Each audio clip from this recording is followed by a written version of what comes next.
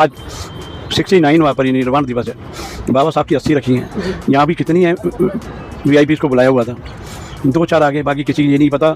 जब बाबा साहब की जगह को इस्तेमाल करना होता है तो फ्री में लेना होता है, तो मंत्री संतरी सब आ जाते हैं। और वैसे इनके पास समय नहीं है बाबा साहब के परिणाम दिवस में पार्लियामेंट में चले गए, क्योंकि वहाँ पे गुलामी करनी होती है। वहाँ प्रधानमंत्री वगैरह जो आते हैं, जिन्होंने इनको बनाया, उनकी चमचागिरियों में लगे रहते हैं। बाबा साहब की धरोहर पे तो आओ, उसको तो देखो, इनके कुछ पुराने इतिहास को देखो, इनके घरों में क्या था। आज जो सेठों की तरह रह रहे हैं, अच्छा है। मैं तो ये कहूँगा प्रधानमंत्री जी ईडी इनके घर में भी डाले, सबके ईडी सीबीआई जितनी भी है, पता लगाएं इनके कि इनके बाप दादा क्या करते थे और आज क्या है। जितने भी नेता हैं, जितने भी हमारे 80 समाज के नेता, इन्हीं के लिए कह रहा हूँ मैं, बाकी सबके लिए नहीं कह रहा। सरकार अगर आएगी तो चंद्रशेखर की आएगी। वो जो जमीन पे काम कर रहा है, दुख दर्द में सबके साथ खड़ा है, लाठी खाई, गोली तक खा ली अगले ने, अपनी जान की बाजी लगा के समाज की सेवा।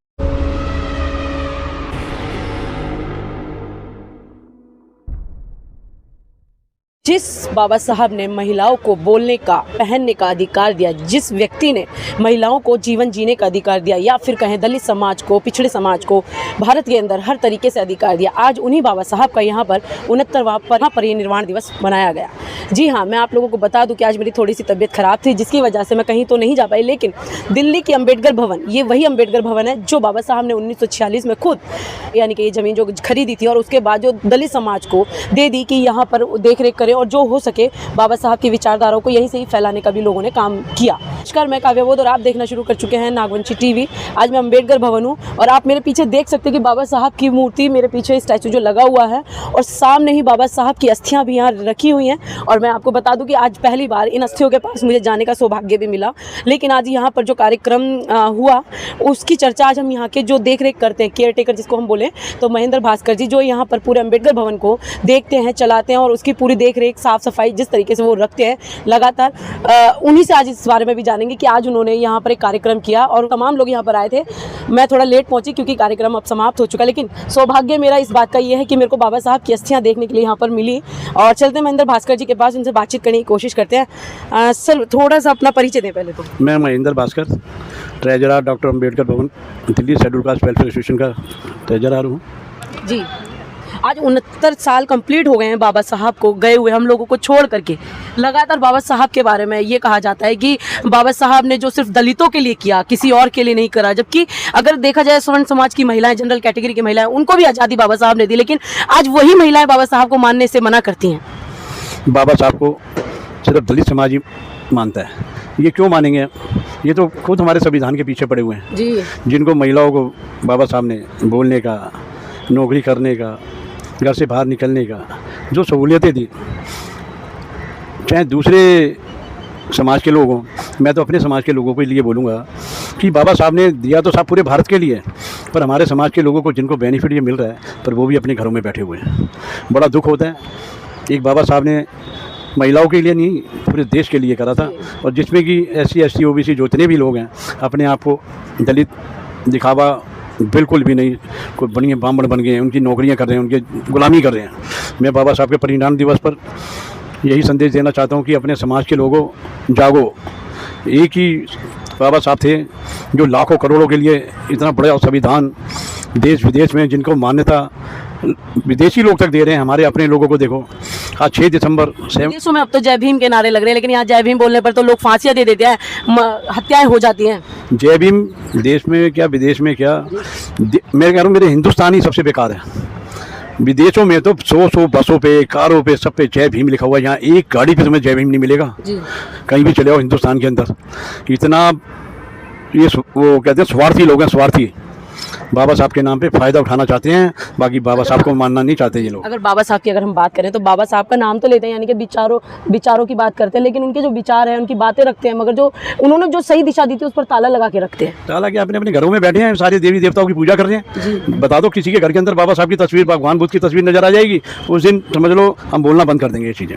लेकिन लगातार जो बहुजन समाज के या हम दलित समाज के जो नेता हैं, उनकी भी बात कर लें, वो यहाँ मंच पर आकर तो बड़े लंबे लंबे भाषण देते हैं, लेकिन उनके घर में तो खुद चिड़ियाघर है। तो शुरुआत तो हमारे जो नेता हैं उन्हीं से होनी चाहिए ना मेन, तो तभी तो लोग आगे जाकर के परिवर्तन करेंगे। हमारे देश के नेता ना गुलाम है जी, मनोवादी के गुलाम है। समाज का कोई भला करना नहीं चाहता, चाहे 132-35 सांसद हैं। अगर हम दूसरों से क्यों कहें कि बाबा साहब की तस्वीर लगाओ, पहले इनको भी देखो।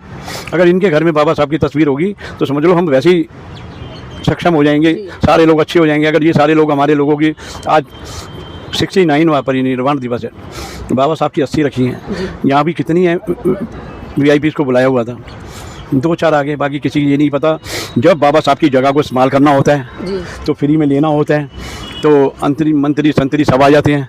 और वैसे इनके पास समय ही नहीं है बाबा साहब के परिणाम दिवस में। एक पार्लियामेंट में चले गए क्योंकि वहाँ पे गुलामी करनी होती है, वहाँ प्रधानमंत्री वगैरह जो आते हैं जिन्होंने इनको बनाया उनकी चमचागिरियों में लगे रहते हैं। बाबा साहब की धरोहर पे तो आओ, उसको तो देखो जिसके नाम से आरक्षण की यानी कि कहीं जिसने आरक्षण दिया उसके आरक्षण से आप लोग मजे ले रहे हैं। आज बनियाओं की तरह आप जिंदगी जी रहे हैं, जनरल कैटेगरी अगर हम बात करें ब्राह्मणों की तरह जी रहे हैं, आज उसी व्यक्ति को भूल चुके हैं। इनके पुराने इतिहास को देखो, इनके घरों में क्या था, आज जो सेठों की तरह रह रहे हैं।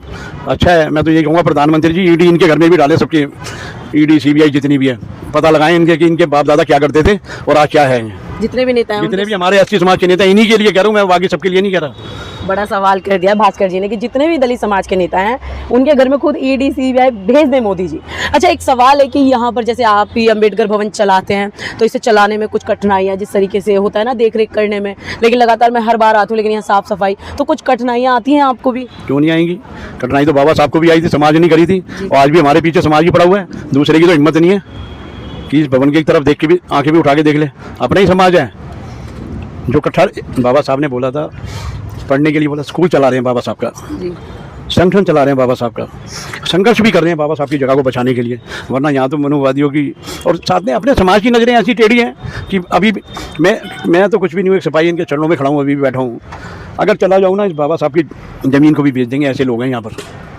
ऐसे लोग हैं, अगर भास्कर जी यहाँ से हट जाते हैं तो जो लोग हैं दलित समाज के, बहुजन समाज के, वो इस अम्बेडकर भवन को, जिस अम्बेडकर भवन को बाबा साहब ने अपने खून पसीने की कमाई से यानी कि खरीदा था, और दलित समाज के लिए यहाँ पर जैसे आज स्कूल चलाया जा रहा है इसी तरीके से उन्होंने भी कुछ लंबा सोचा था, लेकिन बाबा साहब ज़्यादा नहीं जी पाए, जिसकी वजह से हम लोगों को बीच में ही छोड़ करके चले गए, जिसकी वजह से आज जो संघर्ष, जिस तरीके से नारे लगाए जाते हैं कि बाबा साहब का सब मिशन अधूरा, हम सब मिलकर करेंगे पूरा, मिशन अधूरा नहीं है, लेकिन बाबा साहब के जो लोग हैं वो कहीं ना कहीं रास्ते से भटक गए हैं, जिसकी वजह से आज जो टुकड़े टुकड़े में जगह जगह पर नए नए संगठन बनते हुए नजर आ रहे हैं, यहाँ पर सब चंदे का धंधा बाबा साहब के नाम पर भी करते हुए नजर आ रहे हैं, जिसकी वजह से आज दलित समाज पिछड़ गया है। और यहाँ पर पिछड़े आज फिर से दलित समाज के ऊपर अत्याचार करते हुए नजर आते हैं, या फिर कहें सवर्ण समाज या ब्राह्मण समाज के जो लोग हैं वो दलित समाज पर शोषण करते हुए नजर लगातार आते हैं, जिसके लिए हमारे जो SC ST के जो 131 सांसद हैं वो भी इस पर कोई उंगली नहीं उठाते या संसद के अंदर कोई भी आवाज़ नहीं उठाते हैं। लगातार अगर देखा जाए कि चंद्रशेखर अभी कोई भी एट्रोसिटी होती है उसको लेकर के, चाहे वो छोटी हो या बड़ी, लगातार वो कहीं ना कहीं उनकी भीम आर्मी बोलते हुए भी नजर आती है। अच्छा, एक चीज़ है कि बहन जी ने आज आह्वान किया था कि प्रेरणा स्थल के लिए, लेकिन बहन जी की रैली नहीं हुई, मतलब बहन जी नहीं आई, लेकिन तमाम जो लोग हैं उनसे उम्मीद लगा करके बैठे हैं। तो ये परिवर्तन होगा या नहीं होगा, फिर से बहन जी की सरकार आएगी नहीं आएगी, ये एक आखिरी सवाल भास्कर जी से ले लेते हैं। जो प्रेरणा स्थल पर समाज के लोगों को इकट्ठा करके खुद ही ना आए तो इससे आप समझ सकते हैं कि इनकी सरकार क्या आएगी। अब सरकार अगर आएगी तो चंद्रशेखर की आएगी, वो जो ज़मीन पे काम कर रहा है, दुख दर्द में सबके साथ खड़ा है, लाठी खाई, गोली तक खा ली अगले ने, अपनी जान की बाजी लगा के समाज की सेवा में समर्पित है। बाबा साहब का असली सिपाही वही है। चलिए, बाबा साहब का असली सिपाही वही है। चलते हैं आगे, और भी लोग हैं उनसे बातचीत करने की कोशिश करते हैं। एक अंकल जी, इनसे भी यहाँ बात कर लेते हैं हम कि सर थोड़ा सा आप अपना नाम बताएं। मेरा नाम करण सिंह जाटव है जी। आज ये बाबा साहब का 69वां परिनिर्वाण दिवस था, इसके बारे में थोड़ा सा बताएं 2 शब्दों में। बाबा साहब का जीवन संघर्ष इतना अधिक रहा कि मतलब मैं शब्दों में बयान नहीं कर सकता जी, शब्दों में बयान नहीं कर सकते। लेकिन लगातार अगर एक चीज़ है देखी जाए, लगातार हमारे जो दलित समाज के लोग हैं, हम बहुजन समाज की तो बात नहीं करते क्योंकि बहुजन समाज में सबसे ज़्यादा ही पिछड़ा दलितों पर शोषण करता है। आज हमारे जो दलित समाज के लोग हैं वो खुद टुकड़ों टुकड़ों में बट गए हैं, गुट बना लिया उन्होंने। आए दिन वो जिस गुट में तैयार होते हैं उसके अगली बार में वो नया गुट बना करके तैयार होते हैं। तो क्या ऐसे में दलित समाज एकजुट हो पाएगा? बाबा साहब की विचारधारा फिर से आ पाएगी? ये सिर्फ कहने की बात है कि हम जो ना एकजुट है, मतलब बाबा साहब का पहला ही नारा शिक्षित बनो, संगठित रहो, संघर्ष करो, क्या हम उस नारे पर खड़े हैं? जी। तो मुझे तो नहीं लगता है हमारा समाज में टुकड़ों में तो बढ़ सकता, क्योंकि मनुवादी सोच है इनकी सभी, और ये सोच आसानी से नहीं बदल रही, क्योंकि हर आदमी स्वार्थी है और अपने अपने स्वार्थ में डूबा हुआ है। चलिए, यहाँ पर हर व्यक्ति स्वार्थी और अपने अपने स्वार्थ में डूबा हुआ है। चलते हुए एक बार आखिरी सवाल कि क्या संदेश देना चाहेंगे आप जो आपका समाज है उनको? समाज को मैं जगाना चाहता हूँ कि बाबा साहब के सिद्धांतों पे चलना सीख लो, वरना देख रहे हो ना संविधान की धज्जी उड़ाने के लिए मनुवादी लोग पीछे पड़े हुए हैं। आज बाबा साहब का परिनिर्वाण दिवस के दिन मैं कसम खाता हूँ कि अम्बेडकर भवन पर तो किसी की परछाई भी नुकसान के लिए आएगी तो शमशान घाटी जाएगा वो यहाँ से। चलिए इन्होंने बोल दिया अपनी तरफ से कि जो समाज को इन्होंने संदेश दिया, एकजुट करने की बात कही है, और अगर कोई भी व्यक्ति अम्बेडकर भवन पर नजर डालता है तो वो सीधा शमशान जाएगा। लगातार बातचीत करने का उद्देश्य मेरा सिर्फ इतना था आज भास्कर जी से भी, क्योंकि मैं जब से यहाँ आई हूँ तो भास्कर जी के बारे में मुझे पता लगा, और कई लोग भास्कर जी का विरोध भी करते हैं, मगर एक चीज़ ये अच्छी है कि उन्होंने विरोध को ना देखते हुए लगातार अम्बेडकर भवन की देखरेख की, बहुत अच्छे से की, और लगातार वो करते हुए भी नजर आए। और हर बार इस अम्बेडकर भवन में कार्यक्रम भी होते रहते हैं दलित समाज के लोगों के। मगर एक बात यह है कि जो बाबा साहब ने नारा दिया था, शिक्षित रहो, संगठित रहो, संघर्ष करो। शिक्षित हमारे लोग हो गए हैं, लेकिन वो विदेशों में जाना तैयार हो चुके हैं, यानी कि विदेशों में जाते हैं शिक्षित होने के बाद। और संगठित होने की बात ये रही, संगठित वो तब होते हैं कि पहले वो एक संगठन में जाते हैं, वहाँ कुछ सीखते हैं और दूसरा संगठन वो बना लेते हैं, जिसकी वजह से वो कच्चे पक्के संगठित होते हैं। संघर्ष करो का नारा जो बाबा साहब ने दिया था, संघर्ष वो इस तरीके से करते हैं कि अपने घर में वो चिड़ियाघर बनाते हैं, और उसके बाद वो बाबा साहब का नारा सिर्फ उस प्रोग्राम में जाकर के जय भीम का नारा लगाते हैं और घर जाकर के जय श्री राम का नारा लगाते हैं। तो ऐसे में संघर्ष किस तरीके से होगा, चलिए चलते हैं आगे। और ऐसी ही वीडियो के लिए आप हमारे चैनल को सब्सक्राइब करें, अगर चैनल पे नए हैं तो चैनल को सब्सक्राइब करें, वीडियो को ज़्यादा से ज़्यादा शेयर करें। जय भीम।